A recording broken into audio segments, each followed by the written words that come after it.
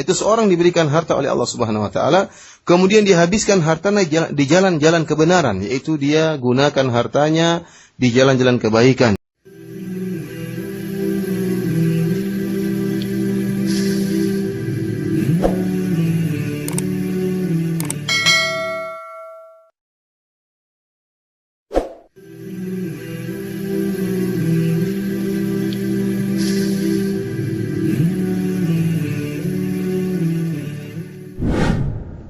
ثم أورد الإمام النووي رحمه الله تعالى حديث ابن مسعود رضي الله عنه عن النبي صلى الله عليه وسلم أنه قال: لا حسد إلا في اثنتين، رجل آتاه الله مالا فسلطه على هلكته في الحق، ورجل آتاه الله حكمة فهو يقضي بها ويعلمها.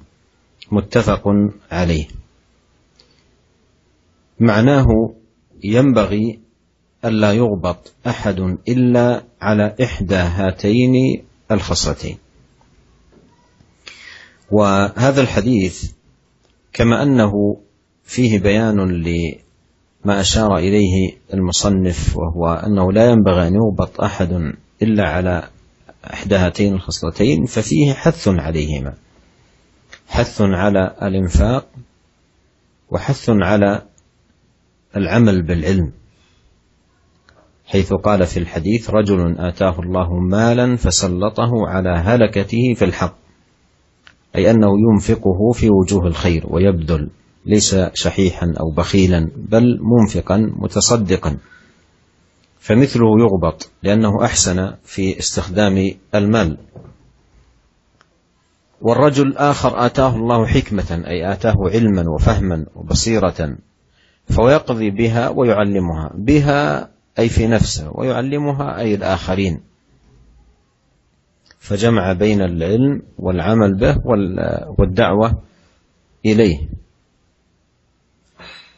والناس في هذا المقام، مقام الحكمة والعلم، أقسام: منهم من لا حكمة عنده أصلا وهو الجاهل، ومنهم من عنده حكمة فبخل بها حتى على نفسه فلم يعمل بها، وقسم عنده حكمة وعمل بها لكن لم يعلمها الآخرين، بخل على الآخرين بها، وقسم عنده حكمة وعمل بها وعلمها الآخرين، وهو خير الأقسام، وهو المشار إليه في هذا الحديث قوله صلى الله عليه وسلم: رجل آتاه الله حكمة فهو يقضي بها ويعلمها. Kemudian Al-Imam Nawawi rahimahullah membawakan hadis-hadis yang menjelaskan tentang bab yang mulia ini. Hadis pertama yang dibawakan oleh Al-Imam Nawawi rahimahullah yaitu dari sahabat Ibnu Mas'ud radhiyallahu taala anhu dari Nabi sallallahu alaihi wasallam bahwasanya Nabi sallallahu alaihi wasallam bersabda: la hasada illa fi itsnatain. Tidak ada hasad kecuali pada dua orang. Yang pertama, rajulun atahu Allahu malan fasallatahu ala halakatihi fil haqq, yaitu orang yang pertama yang boleh dihasati, yaitu seorang yang Allah berikan harta kepadanya, kemudian dia gunakan, dia habiskan hartanya dalam jalan-jalan kebaikan. Yang kedua, wa rajulun atahu Allahu hikmah, orang yang Allah berikan kepadanya hikmah, fahuwa yaqdi biha wa yu'allimuha, maka dia berhukum dengan hikmah tersebut dan dia mengajarkan hikmah tersebut. Muttafaqun alaih, diriwayatkan oleh Imam Bukhari dan Imam Muslim. Maknanya, kata Imam Nawawi rahimahullah, yaitu hendaknya tidak boleh seorang pun dihasati kecuali karena dua perkara ini, ya, yang sebagaimana disebutkan dalam hadis tadi. Para pemirsa yang dirahmati oleh Allah Subhanahu wa taala, hadis ini sebagaimana menjelaskan bahwasanya tidak boleh hasad kecuali kepada dua perkara, sebagaimana dijelaskan oleh Imam Nawawi rahimahullah, yaitu tidak boleh hasad kecuali kepada orang yang menggunakan hartanya, menghabiskan hartanya jalan-jalan kebaikan, dan juga kepada orang yang diberikan ilmu kemudian mengamalkan ilmu tersebut. Maka hadis ini juga secara tidak langsung ada motivasi, memberi motivasi agar kita bisa seperti dua orang ini, ya, agar bisa berinfak di jalan Allah Subhanahu wa taala dan bisa beramal dengan ilmu yang telah kita miliki. Dalam hadis ini dikatakan, Fasallatahu ala halakati fil haq. Yaitu seorang diberikan harta oleh Allah Subhanahu wa taala, kemudian dia habiskan hartanya di jalan-jalan kebenaran, yaitu dia gunakan hartanya di jalan-jalan kebaikan, dia bersedekah, berinfak, ya, dan orang seperti ini patut untuk kita hasad. Patut untuk kita cemburu, kita ingin bisa seperti dia. Kenapa? Karena dia telah berbuat baik, ya, telah bersikap baik dalam mengatur hartanya, dalam menggunakan hartanya. Tidaklah dia gunakan hartanya kecuali pada jalan-jalan kebaikan. Ini orang ini harus kita hasati.